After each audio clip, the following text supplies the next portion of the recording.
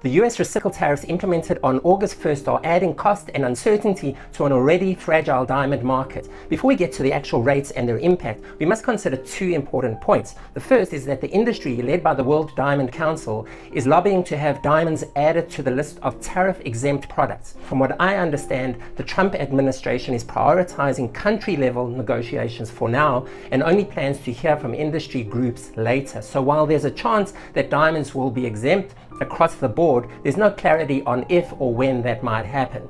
That's the best case scenario: avoid the extra cost and maintain a level playing field so all centers can compete fairly. The second point is why this matters. Well, the US is the single most important market for diamond jewelry, accounting for over half of global demand. So when the cost of doing business there rises, it affects trade flows and the global industry dynamic. We already saw an uptick in polished prices and a rush of shipments to the United States in March and April when the tariff policy was first announced. That may have been preemptive pricing ahead of the expected cost increases. We haven't really seen the same thing happen ahead of the August 1st implementation of the higher reciprocal rates. That may be due to the prevailing uncertainty in the diamond market and the additional uncertainty that the tariffs themselves have brought on. Polished trading is restrained as both buyers and suppliers are waiting to see how all of this plays out.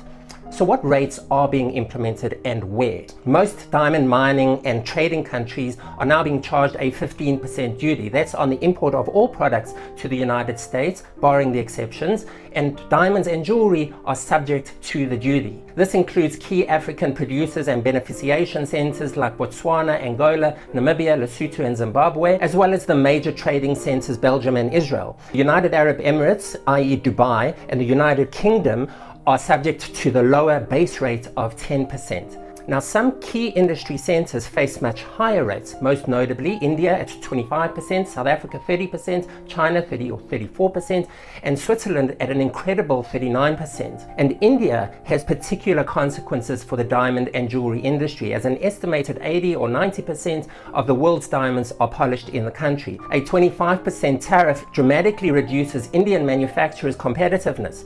If they're forced to pass that higher cost onto their customers, US jewelers who buy from them will look elsewhere to avoid that premium. And you might think to simply reroute the goods through lower tariff centers like Antwerp, or better yet, Dubai at 10%. No such thing. US Customs has introduced a 40% penalty for goods deemed to have been transshipped. That's when a product is moved through a lower tariff country to avoid the higher rate of the source country. That potentially affects other trading centers too. Diamonds travel maybe less than they used to, but they do change hands. Centers such as Antwerp, Dubai and Ramat Gan are essentially dealer and distribution hubs, and a fair portion of the goods that they handle come from India. So will the 40% penalty on transshipped goods stop polished diamonds from flowing through those trading hubs? If a polished diamond from India facing a 25% tariff is traded in Antwerp, which is subject to a 15% rate, and then sent to the United States, must the exporter declare the source of that shipment to be India or Belgium? The way I see it is that the exporter must prove that value was added in Antwerp and did not just pass through, and documentation, I would imagine, would be key to that. My advice though is to check with your local diamond office or customs authority.